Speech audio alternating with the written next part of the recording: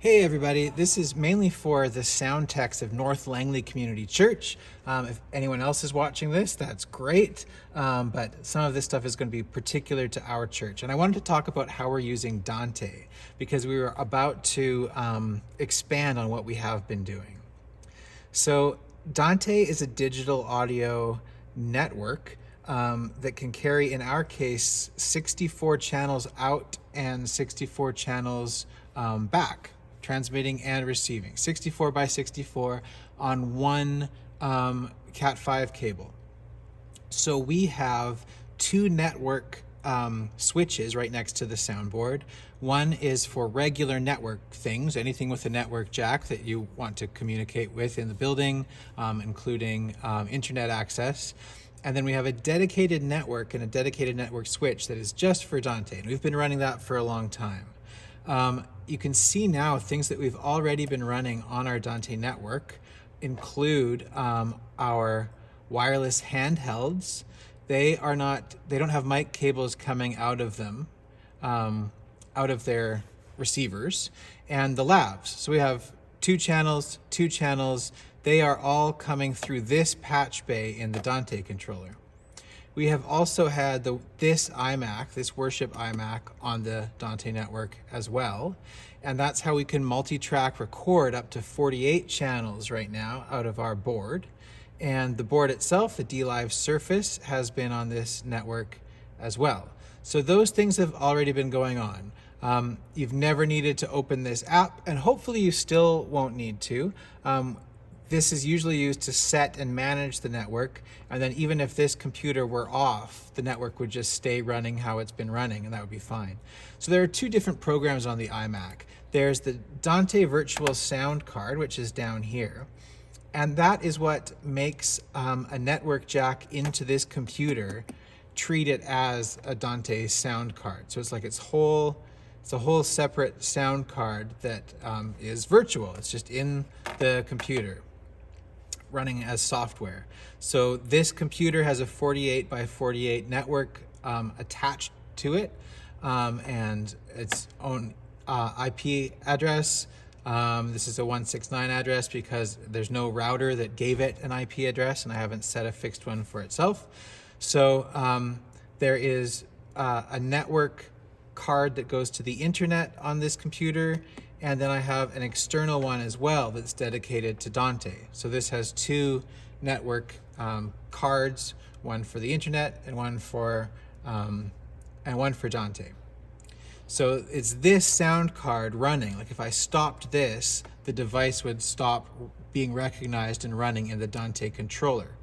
DANTE Controller is the other piece of software. So it's running here, and this is where you can patch, just like we patch on the DLive soundboard, ins and outs for all the devices in the network. So, for example, I can open this transmitter of handhelds, and I scroll, and I see that 61 and 62 are from the handhelds, and 63 and 64 are from the labs. So that's why on the DLive soundboard, if you're assigning an input to the handhelds or the lav channels, they are coming in on the DANTE card on 61, 62, 63, 64. I picked the last four of the network. 1 to 48 have been running to and from this computer, so that we can multi-track record the first 48 channels from the board and then play those same 48 back through the virtual Soundcheck function on the board, where all these 48 channels come from this computer, and the hard drive and whatever you've recorded to it can be spit back into the first 48 channels of the board itself. So all of that has already been possible. We are using the handhelds and the head worn, at least one of them every week, and we aren't using the whole computer every week.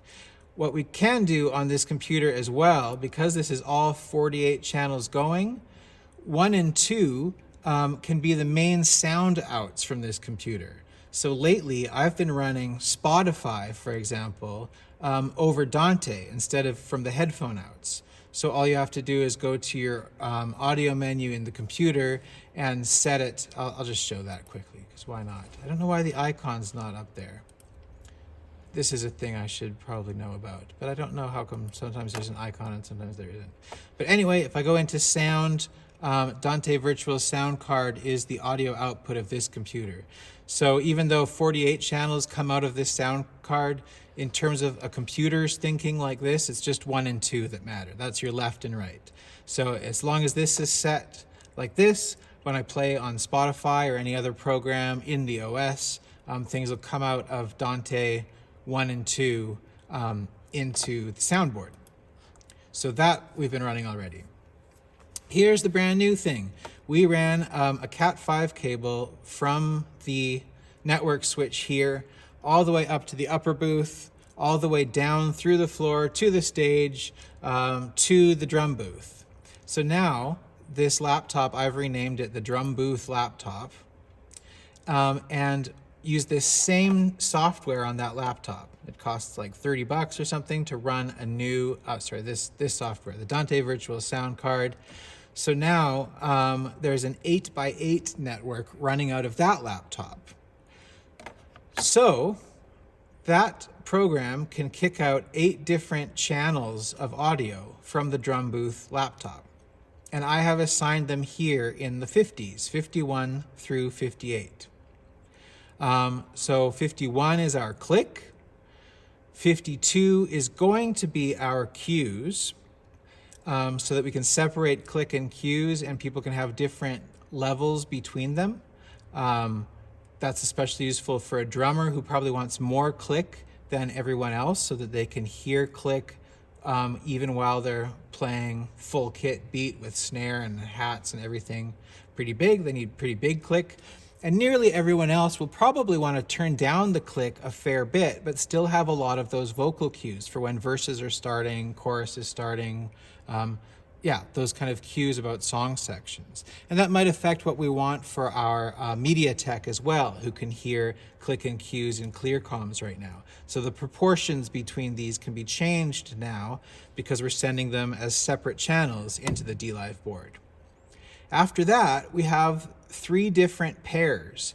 So before we had tracks left and right coming from the DRUMBOOTH laptop, but now we can have tracks that are pads, tracks that are percussion, and tracks that are guitars. So we're separating into those 3 stereo pairs coming in as 3 different stereo strips on the board. And I'll talk about that soon in another video.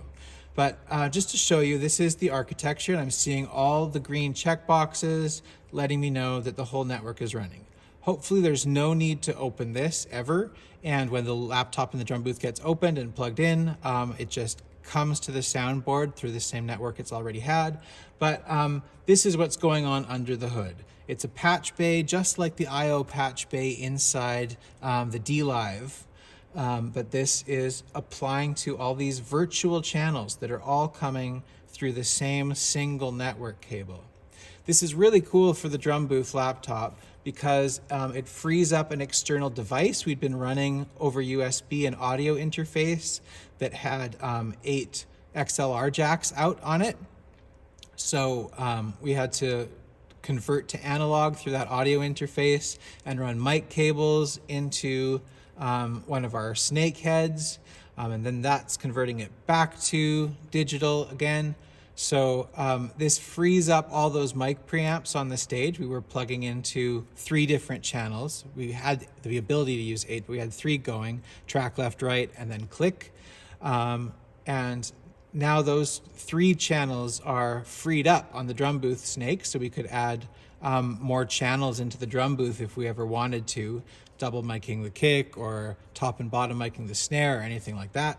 But also it's just good to free those up. And now it's straight from the network jack on the laptop with an adapter that we're sending up to 8 channels right now to the soundboard virtually through the DANTE card. So that's how we're using DANTE here.